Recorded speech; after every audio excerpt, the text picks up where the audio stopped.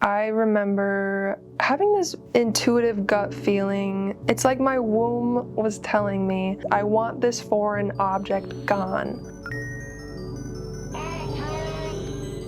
Hi, my name is Belle, and this is a video on why I removed my Paragard copper IUD after 3.5 years.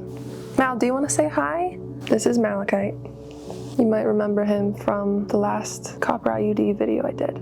He was just a baby. So I have not filmed a sit-down talking video like this in a while because, quite frankly, I don't really feel like it's my thing anymore.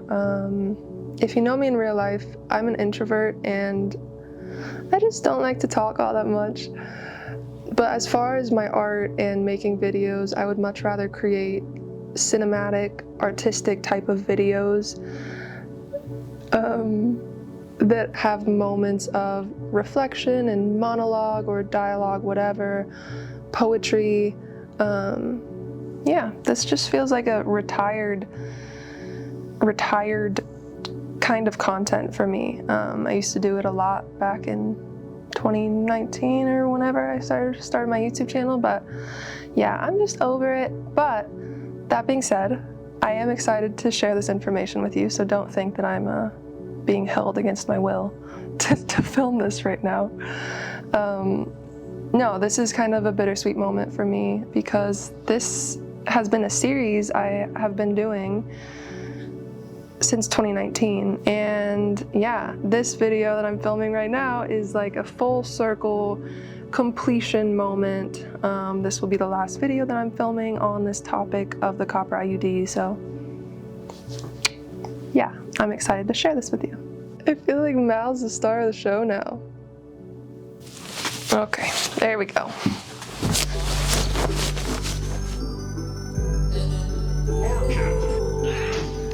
Looking back at what led me to getting the copper IUD to begin with is I was on birth control pills from 16 to 20, and I don't know, as a teenager you don't really look into what you're putting into your body and why. You just kind of do it.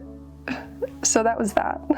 I didn't realize how awful the birth control pill was for me until I was around 20 years old and living on my own, and I'd say this is around the time my awakening journey started. I just began looking at what I'm putting into my body and why, and is it harmful? And if it is harmful, is there a holistic alternative? I think I even say in this first video something like, I just didn't want to be taking something that literally causes cancer, which obviously it doesn't cause cancer, but it increases the risk of getting cancer.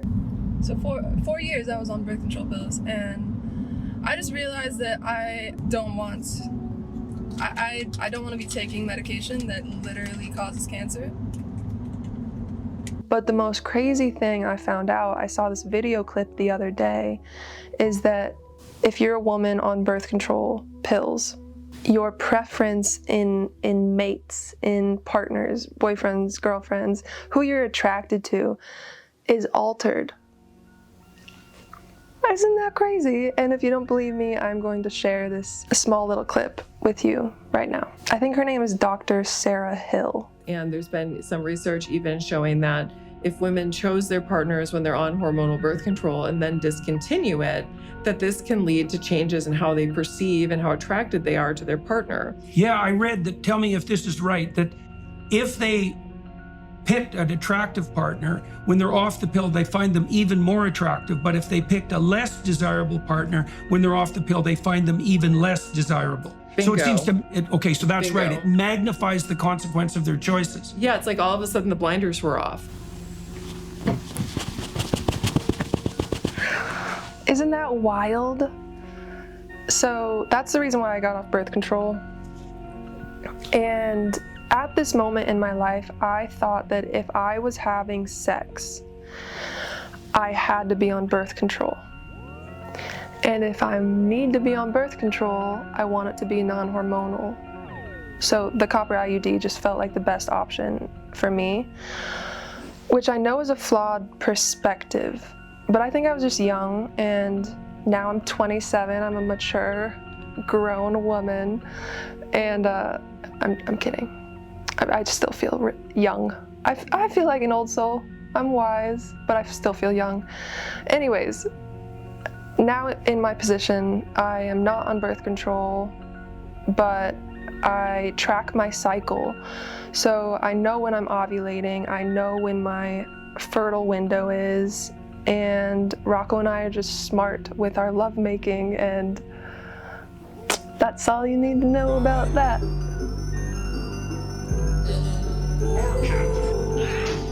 So the reason why I got rid of the copper IUD is I remember having this pretty visceral, intuitive gut feeling.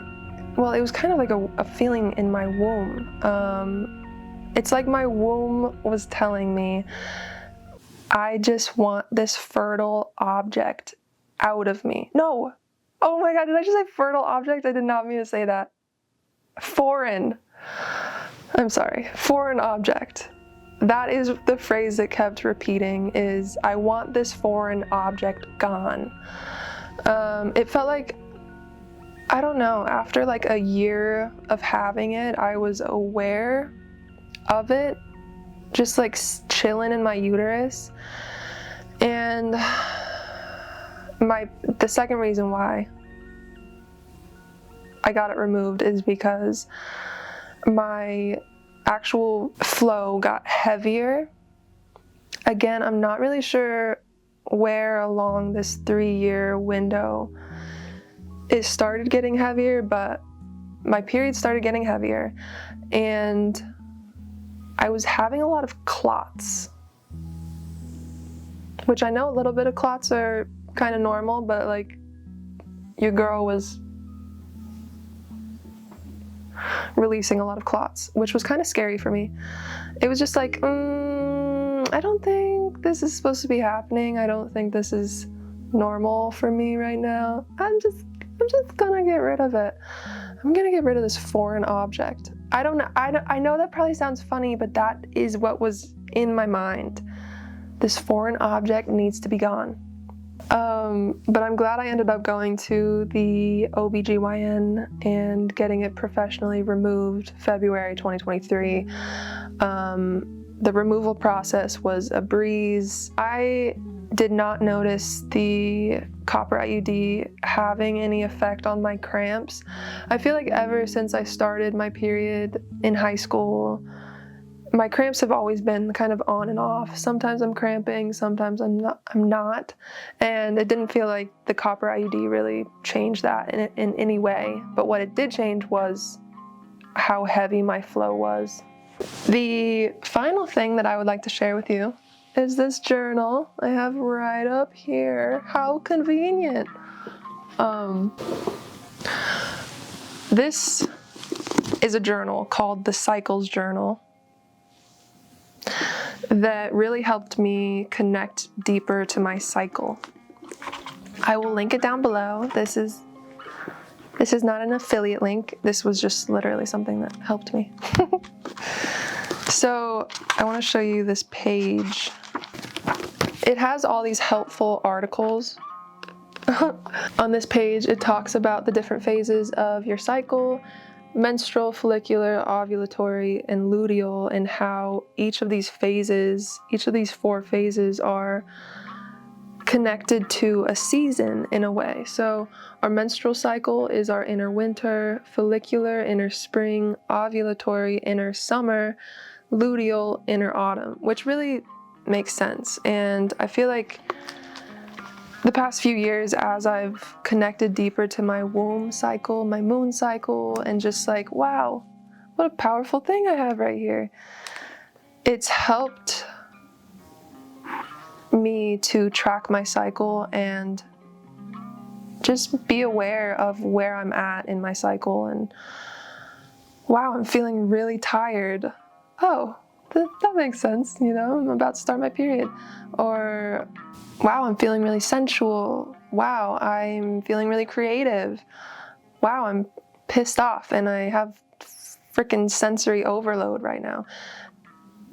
It's like we're not crazy as women. Our bodies are just going through a lot of different phases, and it really wants a baby in here. So, yeah, check it out. All in all, I feel like each of our bodies are unique, and my wish for you is that you follow what feels best for you, because that is all that we can do. But I hope this video series has been helpful in any way. Thanks for being a part of it. Thanks for watching. Namaste.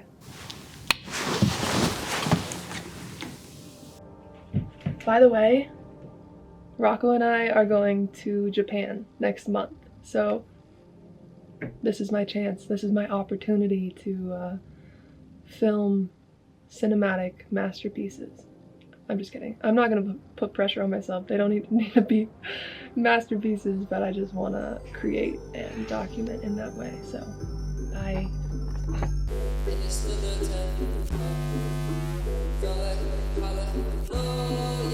Standing in line, waiting in the stream, running like bullet on the long way home in the river where it get lonely. Jaguar message saying still that approach me. Back road drove, said it was froze, but it was loaded.